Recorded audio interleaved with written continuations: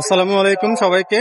আজকে আমরা দেখাবো যারা গ্রাম থেকে ঢাকা শহরে আসছেন এবং অনেক রকমের কাজ করে জীবনযাপন করছেন, তাদেরই মতো একজন যিনি জুতোর কাজ করেন, বা বাংলা ভাষায় আমরা যাকে বলি মুচির কাজ করেন। তো সেরকমই একজন যিনি জুতো সেলাইয়ের কাজ করছেন এবং উনি যশোর থেকে এসছেন।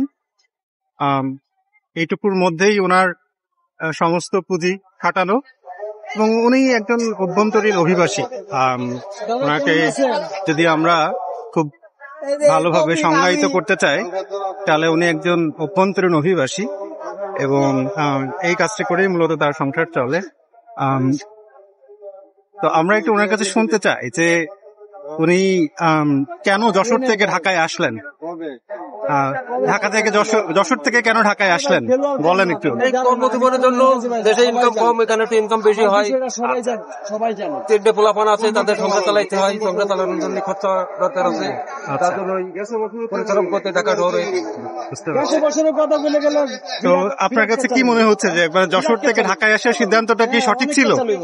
ওখান থেকে এখানে একটু ইনকাম বেশি হয়।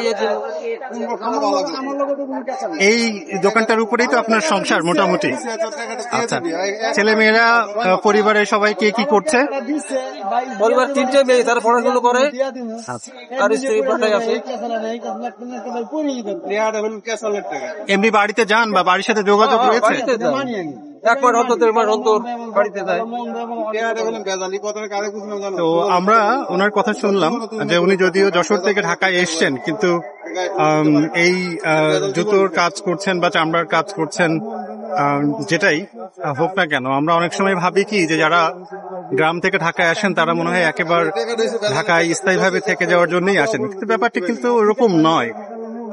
তারা হয়তো একটু ভালো উপার্জনের আশায়, পরিবার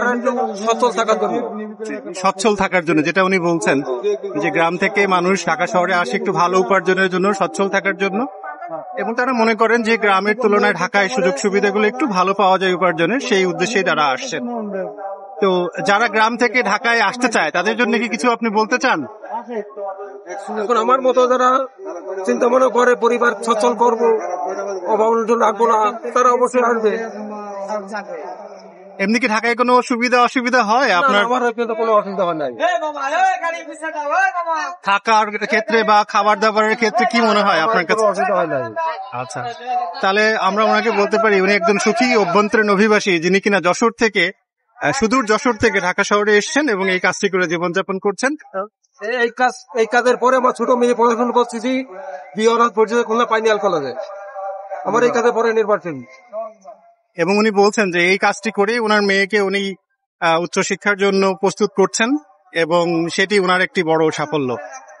তো এরকম অনেক অভ্যন্তরীণ অভিবাসীর গল্প আমরা এই চ্যানেলে প্রচার করব, এবং ধীরে ধীরে আমরা জানার চেষ্টা করব যে মানুষ কেন বাড়ি ছেড়ে বা গ্রাম ছেড়ে শহরে আসে, এবং এই শহর এত মানুষ, এত রকমের যন্ত্রণা, তারপরেও মানুষ একটু ভালো উপার্জনের আশায় কেন এই শহরে আসছে। তো বন্ধুরা সবাই ভালো থাকবেন, সবাইকে আন্তরিক শুভেচ্ছা জানিয়ে এবং ধন্যবাদ জানিয়ে শেষ করছি। আসসালামু আলাইকুম সবাই।